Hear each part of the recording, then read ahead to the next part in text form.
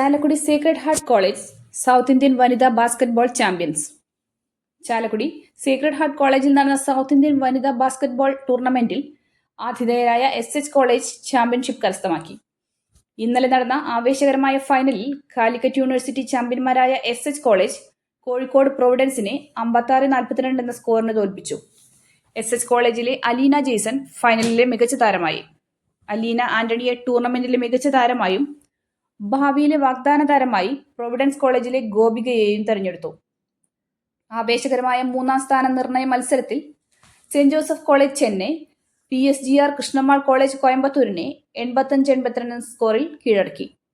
വിജയികൾക്കുള്ള Vattoli Varghese master സ്മാരക ever rolling ട്രോഫിയും ML Jacob സ്മാരക എവർ റോളിംഗ് ട്രോഫിയും 3-ാം സ്ഥാനക്കാർക്കുള്ള സംഘാടക സമിതി ട്രോഫിയും MLA സനീഷ് കുമാർ ജോസഫ് വിതരണം ചെയ്തു.